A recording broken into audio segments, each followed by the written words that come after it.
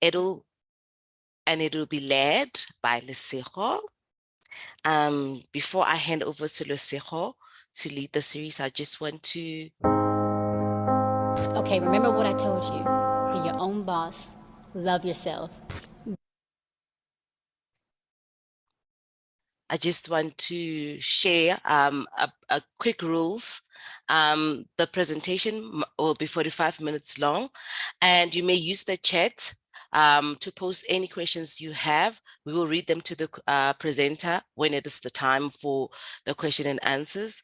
And this will be uploaded on YouTube. And if you would like to become a member of IIBA, the link is there.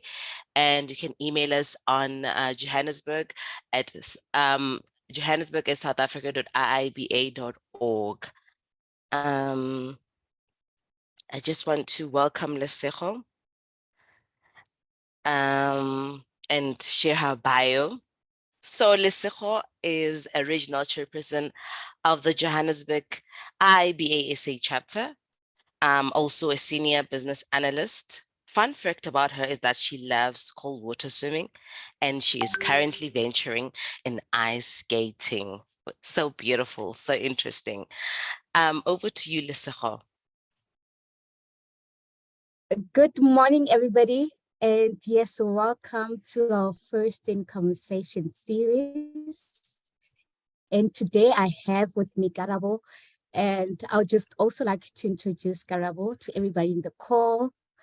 Karabo is a senior business analyst with more than 15 years within the analysis space. You know, she loves traveling, fitness, collecting music and books, you know, and some of her passion is developing others and coaching them. Her motto in life is work smart and play smart. So I'd like to welcome everybody in the call. And again, as I mentioned, that this is our first series that we are hosting. And in today's discussion, we're talking the hottest skill that a business analyst should have. And what we'll be talking about today is actually one of the skills that has been rated the hottest skill according to the IIBA Global State Report that was released this year, the 1st of February, 2023. If some of you would like to read up on it, it's got some insightful information about some of the hottest skills that we will not cover all of them today, and as well some of the information that would actually benefit you as a business analyst. You could get a copy if you're a member on the IIBA website. And the big reveal, today we are discussing the communication skill.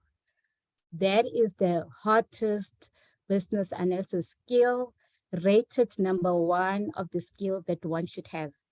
And this evening, we will be covering quite a number of points and elements regarding communication skills. We will be talking or having a conversation about, you know, what is communication skills? Why is it important for this skill? For us to have this communication skills as business analysts in the work that we do in business analysis. How do we practically use the skill? You know, we'll be sharing some stories, some experiences in terms of how we have used the skill, and as well as, you know, how have we used the skill to communicate with different stakeholders in our environment. And lastly, we'll be covering how to improve the skill, and we will also then give some tips. And without any waste of time, let's get to it. And, you know, let's look at the first point. Communication skills, Karabo. What is communication skills, you know? Can you just, you know, take us through what is communication skills? Good evening, Lesego. Good evening, everyone in the call. Communication skills, what is it?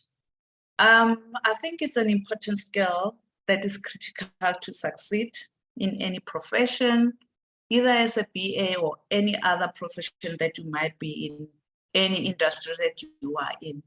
It includes a couple of abilities or broad abilities like active listening, like verbal and written communication, and most importantly is your ability as a BA to be able to adapt to different styles or to suit your audiences and also to suit the environment that you are in. And I mean, as BAs, we must be able to effectively communicate the requirements that we elicit, the scope, the expectations, the solutions that we put on the table to business. And this might be during a project or during product development, any life cycle, and also during strategy formulations or discussions. And interestingly, if you look at the Global State of Business Analysis report, you'll notice that there are certain skills that sort of diminishes as you progress through your BA career. But communication skills is one that remains static. It doesn't go away. So it really shows you that it is an important skill, or it is a core skill for BAs.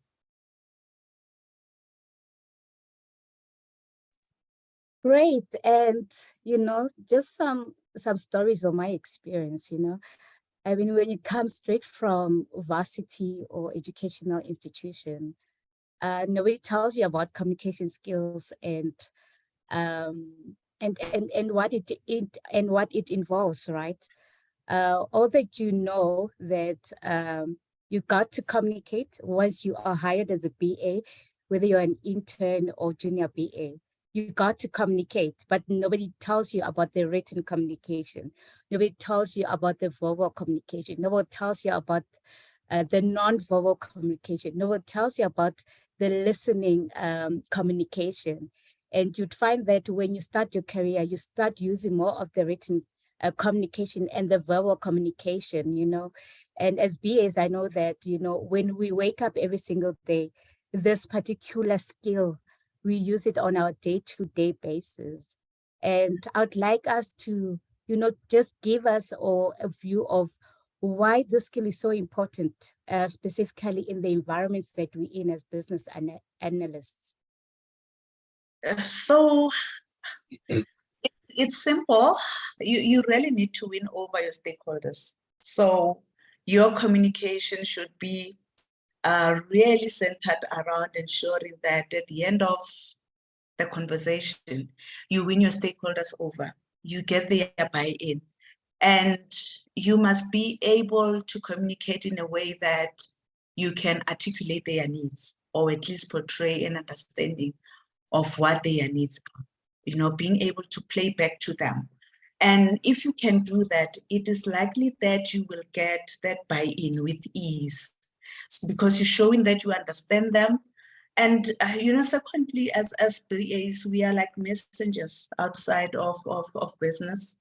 We carry the message either into IT or wherever the solution lies. So we must be able to communicate that message or to pass over that message without distorting it to whoever we are communicating it to or sharing it with.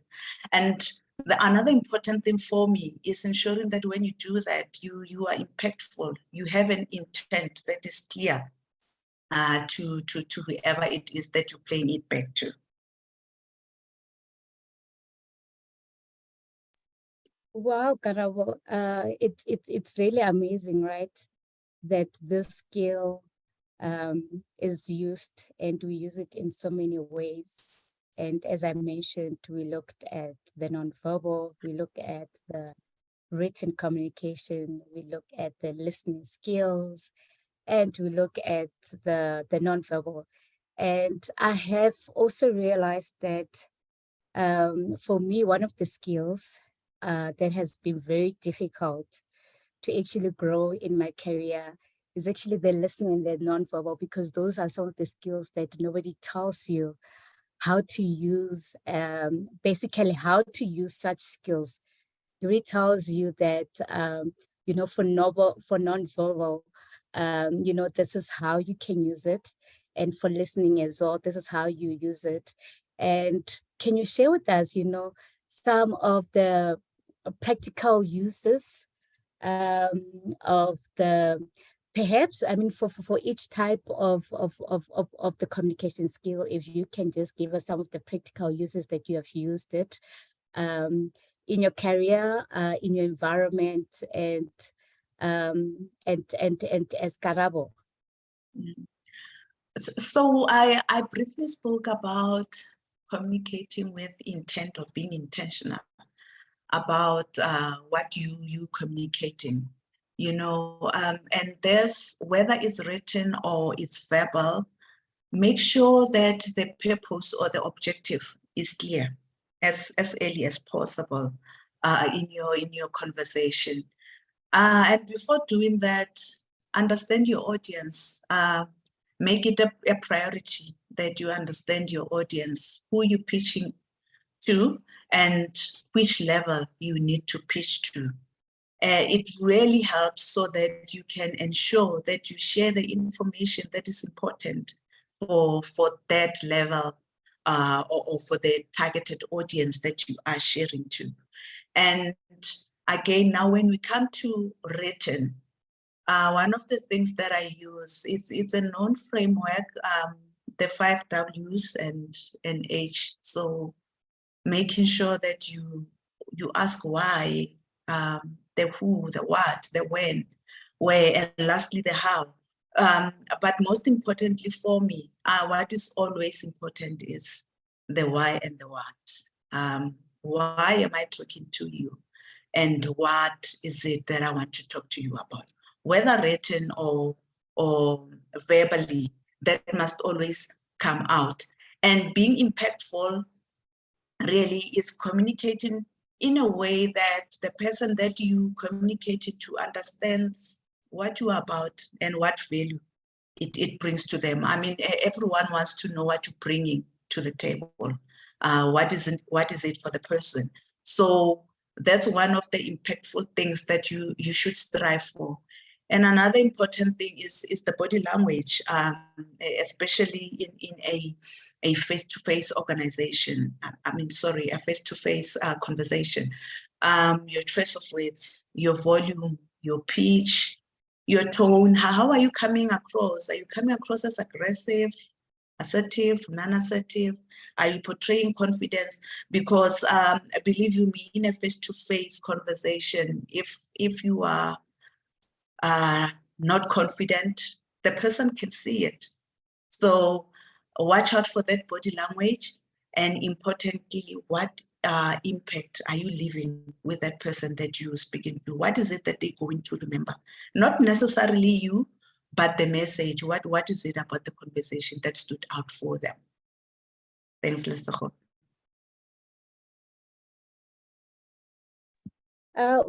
Perfect, Karabo. And maybe let me just also, put in, some of my experience and my stories, with regards to communication, especially the verbal communication, the face-to-face communication, where it's not only that verbal communication skill that takes place, but you realize that even the listening skill takes place.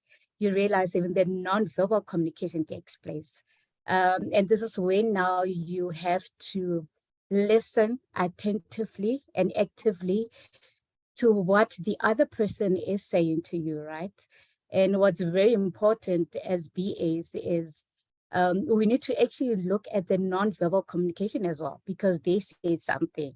You would be in a meeting and you are discussing specific requirements or discussing some points within a project, and you realize the tone of the people, responding to you changing. You realize actions with the eyes, which very, very, which I actually do a lot of the time. But you hear people either nodding or shaking their heads. And for me, these are some of the things that right there and there, as a business analyst, you should be able to pick up immediately and start not making assumptions. But right then there, when you see the tone changes, when the voice changes, you then ask for clarity, or you then ask for further discussion within that point. I don't know if you have actually experienced that as well, Karabo. So yes, I have experienced that. And one way of getting around it is, so firstly, as I have mentioned, knowing your audience, knowing, being prepared. I really believe in being prepared. You can sort of expect certain things from that type of audience because you know them. But also now when it surprises you in the room, one could change an angle and changing the initial way that you have brought the subject matter. One can now start bringing in visuals, because at certain times some people relate more to pictures than to what you're saying. Pick up a board and try to draw, try to use different things. And like I said earlier on, the ability to adapt to different environments and different audiences. That is where now it is important to say now, the wordy or this conversation that I'm having is not working. Maybe now I need to adjust and draw. So that is how I have worked around it. But then doing your homework upfront also help, because that is where you are able to also see what is the preference, or really get to know what is the preference of this particular person. What is it that works for them? I mean, like even now we have a range of tools there that we can use. We even have Microsoft Teams. There's certain people who would respond quicker if you write them a message, if you call them. But then if you were to send them an email, they will take a week to respond to you. So just being able to understand your audience and what works for them. Yes, thank you. And mentioning Teams, I mean, since COVID-19 and the lockdown, we were all forced to work from home, right? That meant that, you know, we're no longer gonna have more of the face-to-face communication, which most of us are very comfortable with. We then had other communication lines, such as having calls over Teams. But in this, in most of the instances, you would not be able to see the other person or the other line. So that makes it, then it makes the non-verbal communication difficult for you, or the clues for you to be able to pick up, because what you then you rely on your active listening, which then when you cannot see anyone, then you rely on basically the tone of their voices, the emphasis on certain words, the way they say certain things, you know, the pace that they then speak to you and answer, and they answer you. So with COVID-19, I think the listening skill has been one of those skills. Active listening has been one of the skills that, we needed to use more than ever from a BA or business analysis point of view. And exactly with the non-verbal clues as well. But I know we've been talking a lot about the receiver, and in most cases, the receiver being the business, business, your stakeholders. And I know that in some cases as well, we BAs are receivers, and we send out those non-verbal clues as well. We send out those tones, we send out those body gestures. Do you have anything to say, especially in your experience? I know I've been told a lot of the times that I use my eyes. We'll be in a boardroom or in a meeting, and me as a business analyst receiving the message that is coming through, then I'll be told, that, your eyes are going up, does it mean you are in agreement or disagreement? And I know that, I'm not the only one, because I'm sure there are other BAs that use some form of body gestures, body tones, and unaware. that they are using them and not being conscious about it. Do you have any that you can share with us? Yeah, so I've got a couple. Um, and really on the face gesture, some of these gestures, we do them unaware.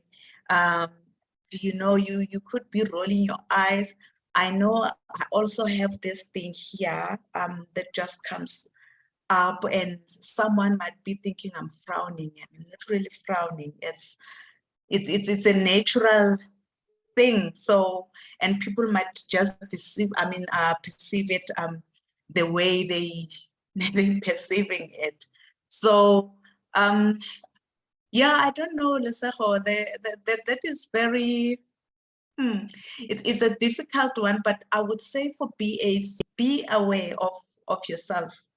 Be aware of those face gestures that you're making, and be aware of what they're telling the other person that you're talking to. If you can work around it, if you can change it. Some are difficult to change, like I said, with myself and my thingy here. I don't know what to call it. I can't really take that away. But then I need to make sure that my audience understands that it means nothing. So that's where I will have to really concentrate on what is it that I'm telling them, instead of just focusing on what my face is saying. Another thing, again, is the tone. I've been told that I speak loud, and over the years, I've been really, really careful about that. And again, it goes back to the awareness and trying to speak softer. But I know that when debates get heated, I can just lose it and just go up. So awareness is very important, so that you can remember to tone yourself down. And it's just a story. Like when I was young, in church, I used to be put in front to do drum and speak up, and I was very shy. I was wondering why the teacher always pushed me to speak, but it's because I was audible, and we didn't have microphones at the time, but then I could speak loud and everyone in the church would hear, as shy as I was. So that is something that I became aware of, and I tried to tone down. I hope I'm not making noise even now, but I know that my voice can escalate quicker. So yeah, and another thing, Lesego, is the use of grammar. You know, there's certain ways that we overemphasize and we are unaware that we're doing that. Those words are like, you know, or even the like that I just used now. It becomes part of your vocabulary, and you just use it. Sometimes you overuse it, and it might distort your message or your communication a bit. So I will emphasize again about being self-aware and knowing what your gaps are, and then trying to close them where you can, or avoid certain words. Again, on the words, sorry, Lesego, I know there's a certain words that I'm shy to use because I know that I have a problem with it. I'm not going to say what it is. So I look out for synonyms, because I know that if I use a synonym, I'll be safe. But if I stick with that word, I probably won't say it right, and it will change the sentence completely. So those are the things that we need to look out for. Yeah. Wow, that's amazing, Karabo. And you know, coming back to the self-awareness, which I think is very, very important for us as BAs to have, because when you become self-aware of who you are, how you communicate to people, you also then become aware of your environment. You also become of, you know, the people that you need to communicate with, and that they are on the other hand of the receiving end. So you actually become aware of your emotions around the way that you are sending your message. You become aware of everything around you. And at that moment, then you are able to correct yourself. Like we are saying that there are people who even talk with their hands. There are people who do a lot of body gestures and use certain words. But when we come back to that awareness, you then become aware of these shortcomings and you actually improve on them. And now I'd like us to actually touch on an interesting point that talks to, how do we communicate to different stakeholders, different audiences. I know what I actually like to do, right, before I communicate with anyone, in my world, I look at people and then I start labeling them based on colors. If you follow the color personality, I like to use that a lot. The yellow, green, blue, and red. And I know that the type of stakeholder that I am communicating with and how detailed I have to be and how not detailed I have to be, how logic I need to be, and how I need to follow processes, And I know with the work that we do, we use different ways and formats. We engage with different audiences, So I would like you to just take us through, what should we look out for, what should we consider when we then talk to or communicate with different audiences at different levels, whether it's executive, management, or junior level as well. Yeah. So personally, I believe in preparing and do your research. Just find out who is it that you're going to be speaking with and what makes them tick. Yeah, so, and I know in a business environment it's difficult, but then research, look them up. We have so many tools. We have the internet. Ask their subordinates, ask their co-workers, so that you are able to get the right angle to really have a meaningful communication or rather conversation with the stakeholder. So I really can emphasize more on learning your audience and what makes them tick or what is important to them. And in our world, how that also helps us is to be able to understand whether they are technical people or not so technical people, so that you can pitch technical information at the right level, but also understanding their level in terms of the hierarchy. The higher up you are, you just need someone to be straight to the point, so you can prepare your conversation so that you get to the point. You are high level, but you are clear in terms of what you're communicating.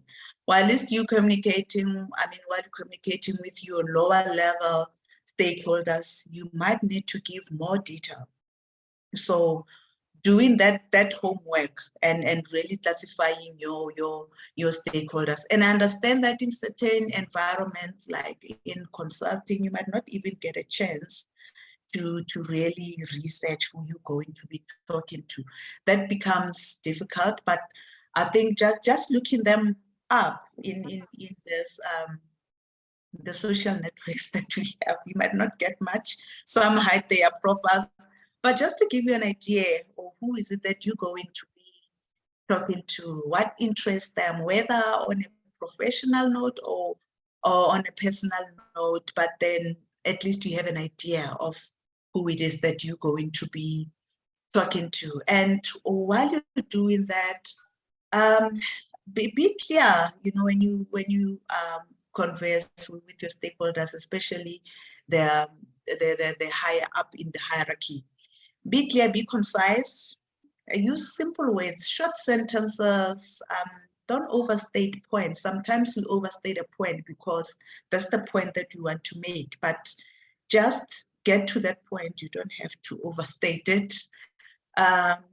Share data, be correct, be accurate. Again, you must have done your research, share facts.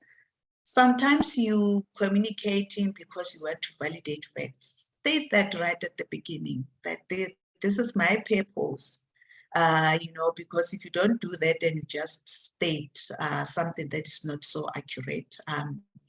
we know how we're going to be perceived. And again, as we spoke about the face gestures, the grammar in a face-to-face environment, your stakeholders are always looking out for that. Thanks, Karabo. And I must say that we use a lot of your formats, documentation, when it comes to the gurus of communication. I think BAs are, because from spreadsheets to Word documents to PowerPoints to maps to pictures, we actually use a variety of different formats, to communicate with different stakeholders. And I've also realized that for most senior stakeholders, they prefer very nice and sweet and short communication. I don't know if you have experienced that, but as just being in the BA space, you realize that most people don't have time to read your specs at all. I mean, you could have a 20 pages spec or 50 pages spec, and you realize that nobody has time for that. And you then have to then be creative as a BA, start looking at other ways to communicate the very same information in the specs. And in my view, and what I usually do is, have different maybe communication packs for different audiences. If I'm going to be communicating with senior managers, I'll make sure that there is a PowerPoint presentation there, and then middle management, then that perhaps they'll have time to still read your spec. And at the lower levels, have you experienced that in your work, Karabo, where you have to move away from just the normal way of us communicating in a Word format, and then you have to use different formats as well? Yeah, so with our Word specs or our business cases, there's always that executive summary. And we shouldn't look at that thing just to do it for the fun or because the template asked for it.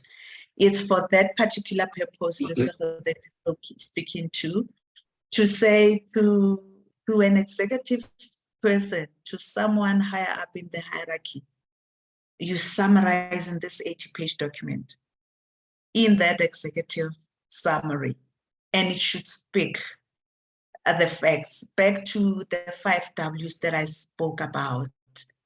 What is the problem? What is this? How are you going to solve it? And what do you want from me?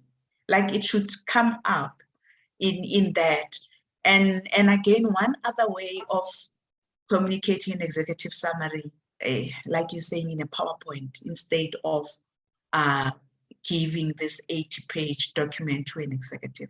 That PowerPoint presentation, just make sure that the objective is coming out. What is it? Why are you doing it? And the how. What do you want from me? That is what is important, really. And yeah, I think that's one thing that is a tool that we really need to really get right. Make sure that page, that executive summary speaks. It just speaks about the content that you have in there, and it is clear, because executives don't have time to read an 80-page document. But then for someone else, a lower stakeholder, they might want that detail. So knowing your audience again. Awesome. Karabo, so you know what, when it comes to improving this skill, you find that for some BAs who have BA managers, mentors, or coach, I mean, they can't be told, to start looking into the skill. Maybe some, they are told, you talk too fast, maybe you should start breathing when you talk or when you're presenting. And when you write, maybe if it's not in a business way, you are then told, if you are that BA that's privileged enough to be in such environments, that actually encourage and empowers feedback that will make you grow. But in most organizations, you do not have anyone that will tell you. So you just go on with your life thinking that, wow, I'm a good speaker. I articulate myself well. I can communicate. I can listen attentively. But at some point, then you hear somebody tells you that perhaps you need to improve on this. So how can we then improve on the communication skills? Looking at the written communication, looking at the nonverbal, looking at the verbal communication, and yeah, how can one improve on the communication skill? So, you know, you are in control of your development, right? You are in control of improving yourself. Your manager might not always be there to guide you. So my advice in there, you know, get yourself a mentor, get yourself a coach, get a trusted peer, get a cheerleader, get someone whom you will feel comfortable to do a dry run with, and someone who can be honest and tell you that you are off the mark. A cheerleader will cheer and maybe not tell you the honest truth, but someone like a mentor and a coach, they would guide you, they would be able to tell you. But a cheerleader gives you confidence, you know. So as you are correcting, well, what you didn't do so well, then your cheerleader is there to cheer you up. But have a dry run. I still do it. Like I would never do a presentation, an important presentation to an important person without asking someone to look at it. Either my mentor or my cheerleader or my trusted peer, but someone must look at it. It's not that I'm not confident, but you might forget to cross a T, to dot an I, just someone to look at the content. And again, with emails, ask someone to just give it another eye. I also, with emails, I also ask someone to look at it before I send it out, especially if it is to an important person, or it's meant to communicate a message that I deem important. So just asking someone to look at it, asking someone to peer review. We are not perfect, as much as certain people might think they are, but there is always room for improvement, and you only know about those areas of improvement if people give you feedback and you are open to it. And another thing, I think attending courses, workshops, there's a lot of them out there, especially those ones where you get an opportunity to role play or to write a speech and present in front of the course attendees, and you get feedback there. That's how you would really improve. And another one, classic Toastmasters. We've all heard of Toastmasters, joint Toastmasters. You know, in Toastmasters, you always get feedback in terms of how you're doing. So it goes back to being self-aware and being conscious. So again, that word that I spoke about is conscious. Sometimes I say cautious. It means different things, so I just stick with being self-aware. so you know, so yes, know yourself, and be open to closing those gaps. Don't be shy or think that wanting to improve it means you lack something. We all have areas of improvement.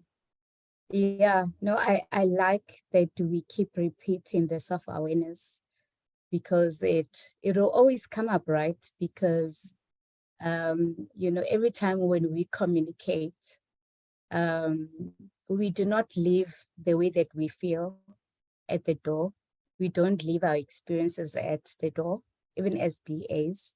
We carry everything with us, and it is during the self-awareness that you are able to slightly then say, You know, I then am aware of where I am or how I feel, and you then try to be at a better space or better thinking mode for you to be able to communicate effectively.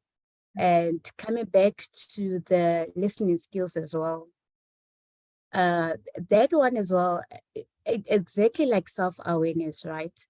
Because in most cases, instead of you listening attentively, you know, looking at those non-verbal clues, we actually hear, most of us, we don't listen. So we just use the physical hearing where we just absorbing the sound into our ears. But with listening, then you are listening with intention, right? To understand what the person is saying. You want to give them full attention, you know, looking at them in the eye. Working from home as well has put us in areas or in situations where we would, most of the time you'll be multitasking. Is there what, I mean, most of us are very guilty of that. You'll be in a meeting like this one, the Zoom. I'm sure some people are driving, some are cooking, some are busy with other stuff. Some are busy with their work emails, some are busy with work. And in that case, then they are just, in most cases, then they are hearing. They are not then doing the active listening, which requires you to, you know, be intentional and look at the person in the eye, stop everything else that's disturbing you, and be in the moment and in the present. And I think once we learn this as BAs, it would take us a long way to, we would actually be good BAs that are able to receive communication and be able to ask the right questions at the right time. Because you are asking questions because you were so attentive to what the other person is saying, and to then you asking questions that are related to the discussion. And that gives the other person receiving the message trust, and they know that, you know, you are listening, you are in the conversation. And that's what you want to do for your stakeholders. You want them to know that you are listening to them, you are giving them your full attention, and you understand what they're saying, and you are actually then in conversation with them. So some of the skills is always breathe a lot, take pauses. You're not in the race of anything in terms of trying to, you know, go through a lot of things at the same time without those small pauses, without breathing. Goes back to the self-awareness. Once you start noticing yourself doing that, you really need to then be aware and start recalling yourself back to say, okay, then I need to pause. I need to take a breather, and then I need to, you know, continue with the communication. And this talks to the face-to-face communication, the nonverbal, and the listening as well. Some of the stuff that I also think they are helpful, maybe sitting up straight when you are talking with people, you know, learn to sit up straight. You know, apparently if you lying down, you know, and when your head is down, your tone of your voice is different. But when you speak up, you know, high and straight, you know, your voice, it's you can hear the tone, and that also increases confidence and keeping your hands to yourself. So it's the small habits actually that actually help us improve on the skill. And I like what you said, you know, reach out to people who can assist you to look out for things that you are not aware of, for the blind spots, so that you are able to actually improve on the skill. Any last words from you, Karabo? I know we've said a lot, hey, and I'm so glad that we are practicing what we've been saying. I see a lot of nodding from you, you know, a lot of agreement. And, you know, when I see somebody do this when I speak, I'm also comfortable, and they make me feel at ease, unlike somebody who's just so serious and Yeah, their face looks like, I don't know know, what they are saying, but you know, yeah. yes. So, So so any another last word? thing, yeah, you spoke to maybe the best position to present. And I think standing up, if you have a chance to stand up, do it, walk around the room. It shows that you own your audience. Yeah, like they feel your presence, unlike presenting while sitting. Now it's difficult. If we're having a meeting virtually, you need to sit down. Yeah, so that is one of the challenges that COVID brought to us. But if it's a face-to-face, try to stand up. Try to stand up. And last remarks from me, really, do your homework. Make an effort to know your audience, like know who's who in the zoo. You know, prepare, practice, refine. Ask feedback. I think then you will be able to improve in whatever you're doing. One last thing, I hope we still have time. Having formal conversations, if you have a chance to, with your targeted audience. It's like a practice to those formal conversations that are still to come. Have those post area, in the office, those post area conversations, those water cooler conversations. They assist you to break the ice. So when you have these conversations in a formal setting, these people might be receptive to you because you broke the ice. You have had that conversation with them before. So and that also builds relationships and stakeholder management and relationships. But there's another skill that was also highlighted, topic for another day. But I just thought I'd touch on it because it really opens the door to successful communications as well. Well, thank you so much, Karabo.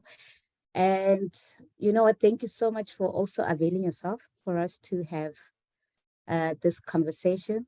Again, we can never stress the point that as much as we are BAs, we do an awesome work out there. We need to be self-aware, because with self-awareness, you're able to know, where you are good at, especially with communication, because that's the topic for today. And you would actually also realize areas where you need to improve on. There are some questions in the chats. So I guess we can just go through some of them and then we can answer them. So there's one, Diale, who says, if one is asking the right question but not confident, what is the downside to that? Would you like to take that one? You can take it, Lesego. All right. So, but for me, the confidence and you asking the right question, for me, what is important is the right question, because you are asking a question, right? And when you mean you are not confident, I would just like to hear whether it's a matter of you having your voice low or you are not able to speak up, because a question is a question. I would understand if you are saying that you have the right answer and you don't have confidence. And that's what most of us as BAs actually struggle with, because we don't have that confidence to stand up and, answer that question that has been asked for you.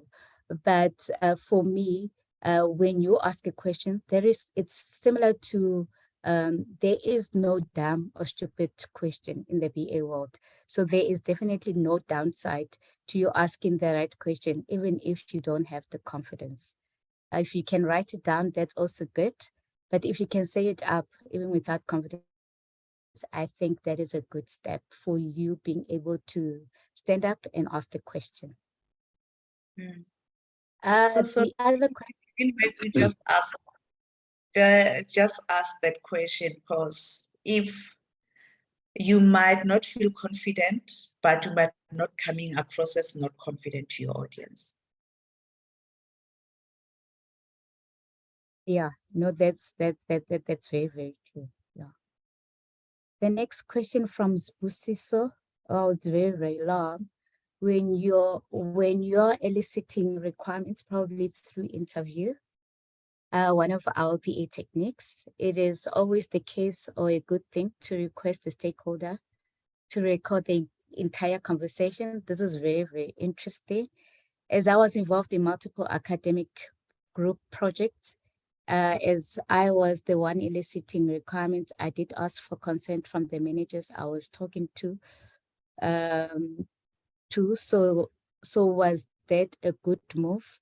Just to prevent making a wrong impression, please do share tips that you have used based on your experience.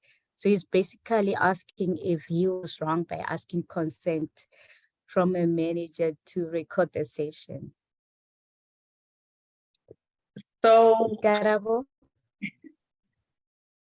so that is not wrong at all. And I think we should make use of the advantages that we have currently. And I think currently now with the MS Teams, we can record. So you can ask permission to record the session. It enables you, but it doesn't say that recording the conversation or the meeting doesn't mean that you should lose out being active in listening, because you're thinking, I'm recording, then I can just listen afterwards. But then it ensures that you are able to close the gaps now, because sometimes what you have heard might not be, but until you listen to the recording, then you see that, okay, it actually meant something else. So that's what I meant by saying, let's use the advantages of the Teams and all these virtual tools that we have currently, of which we never had in the past, where you had to really rely on active listening. So I really don't think it was wrong of you to do that, or if it was giving a bad impression or not. At the end of the day, you need to portray that you have elicited the right requirements, you have understood what was brought to you. If you need the aid or more assistance from a recorded recording, so let that be. It's good for you. Awesome. Thank you for that answer, Karabo. The next one is from Bennett. Where would you recommend a young aspiring business analyst to look for a coach or mentor? So the best way, you have people that you probably admire in the industry. Just ask people if they can mentor you. You never know. You have people that you follow. So yeah, just ask if people are willing to mentor or coach you. Well, in my organization, we were deliberate about coaching, and we made sure that we do pair an aspiring business analyst to a more senior business analyst to coach them. So that was an advantage there, but in certain organizations, there isn't that type of advantage. But looking in your circle, you might find a mentor and a coach there. That is true. Ask around. I think there are a lot of people who actually would love to mentor young aspiring BAs, and they would like to coach them. So just raise your hand to them, and if you're part of the IIBA chapter as well, there are some great mentors that I've met. They are amazing coaches as well, and there are a lot of people who actually do put out time to mentor other people and coach. And then the last two more questions. Olivia is asking, any tips for managing stakeholders who tend to give long-winded speeches during interviews? Wow, I know that. Any tips on that, Karabo? So it's more of a personal thing. For me, I like to listen to people, and I don't perceive information to be useless. So in between what you think might be long-winded, that is where the problem lies. So like I said, it's personal. For some people, it might not work, but because I do have patience to listen, I do listen to those long-winded speeches just to make sure that I get as much information as I can, because there might be a problem there. Especially if it is the first interview, I would just let the stakeholder just run with it and give them an ear. But then with the second meeting, knowing which stakeholders now I'm dealing with, it goes back to doing the homework about your stakeholders. I know that, okay, I'm going to get this long speech. Then that is when I try to structure the conversation so that I get the answers for what I'm looking for in that conversation. Yep. And I like that they actually are talking about interviews, right? Because with the other techniques, can even start to time people. But I think with interviews, like you said, it's very good to use that active listening and know your stakeholder, because next time you know how to structure and who will be that one stakeholder that goes on and on and on. So you might want to either shorten up or make them aware that, please, can you answer this maybe in a minute or two? Just make them aware, or in maybe in 2 points, or in 3 points, and just make them aware of the shortness that you'd like to have them answer. But I think it's a good question, actually. So Melis is saying, very insightful session. How can I subscribe to webinars? And because this one, I stumbled across it on LinkedIn. If you do join and subscribe to our LinkedIn page from the IIBA South Africa chapter, you will be updated with a lot of our webinars. And with all of our social media platform as well, like your Facebook. I know we are there. So you can just subscribe to us, and then you will then receive all of our webinars, and you'll be notified of our webinars.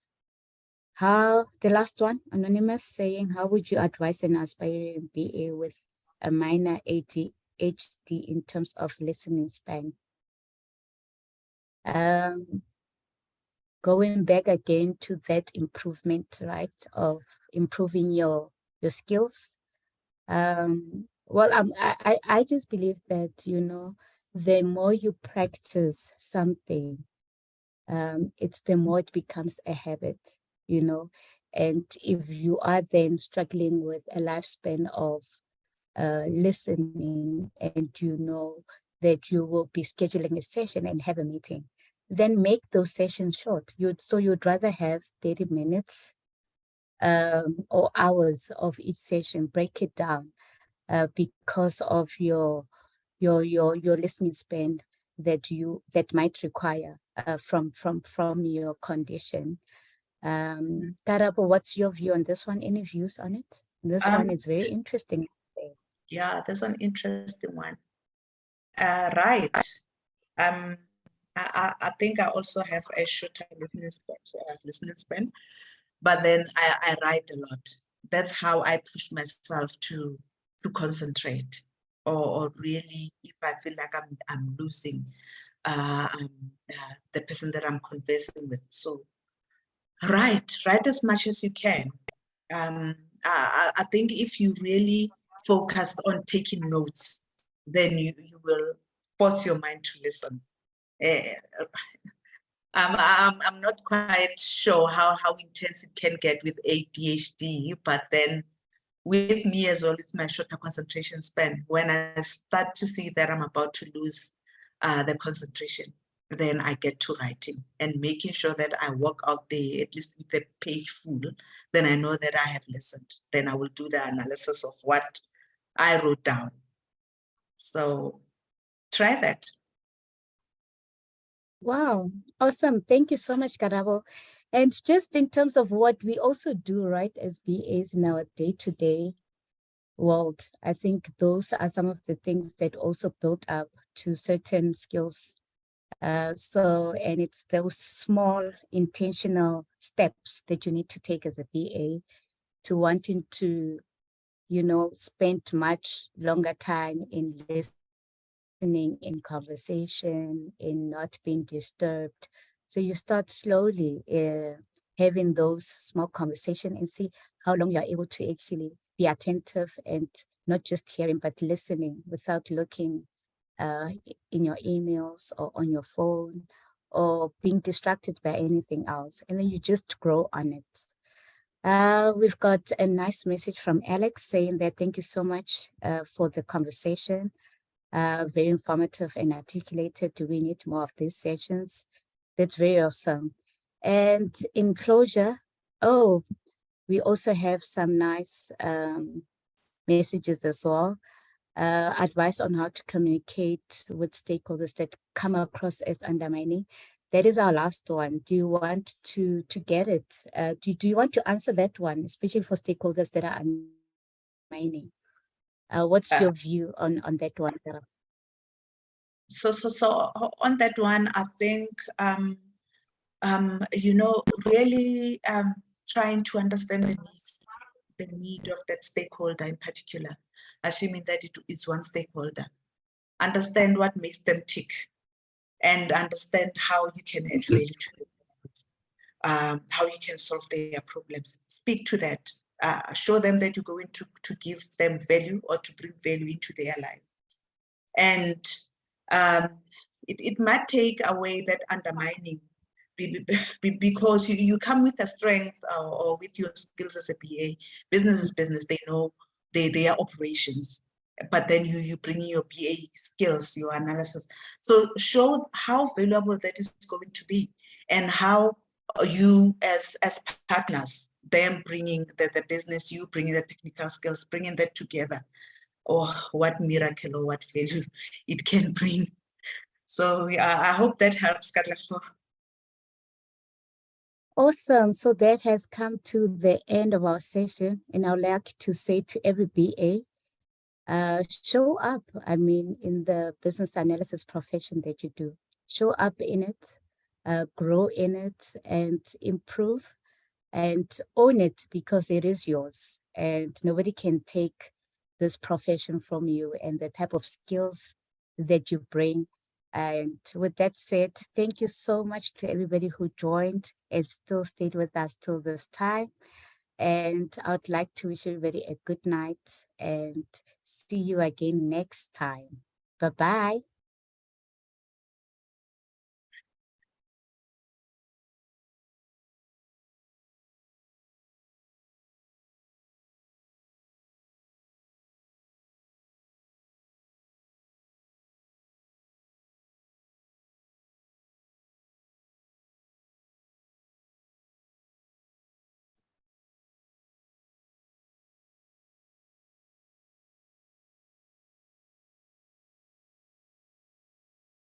Lesego, I wanted to say, well facilitated, so gracefully. Your voice is so calming. Oh my gosh.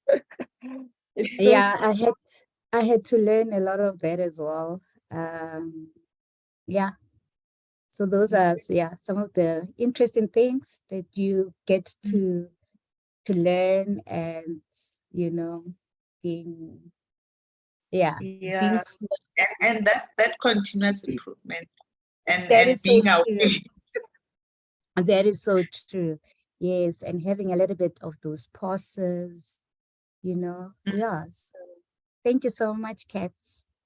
anytime. And Karabo, I actually typed on the chat, you always bringing your A game to IIBA, and we see it and we value it all the time. I'm telling you, your responses are just so on point. I'm thinking, where do you store all of this information in your brain? You've got so much knowledge on almost each and every topic that you've been speaking on. And it shows that you've done your research. It's not just something you thumb sucking. It shows that you really have taken yourself, or you've immersed yourself in that particular topic. So thank you as well for doing that. It really shows your professionalism, and also how you take the profession and also the people that we invite seriously. Is it Ketela? Yes, Yes, it's showing there. Oh, thank you, Ketela. It says IIBA South Africa. Thank you so much. I forgot to rename. Well, now, but no, I was listening. I was really just indulging in the conversation. I genuinely enjoyed it. I think this format is not a format that we do often, but I think I enjoyed it. I enjoyed, the collaboration and the engagement, and the dynamicness of it, or where you get to ask different questions and just engage. I think it's less formal and less, I'm going to just present something to you. No, I actually enjoyed this a lot, more than the masterclass. It's much more Because the engaging. masterclass, you feel like you're on your own. So this is very collaborative. This is interesting, and yeah. Definitely.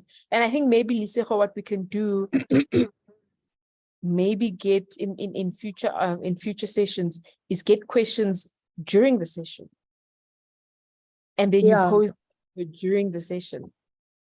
It may derail, the content a bit, but it will also help with, the engagement from others. Yeah. I don't know. Have a think around it. You don't have to implement.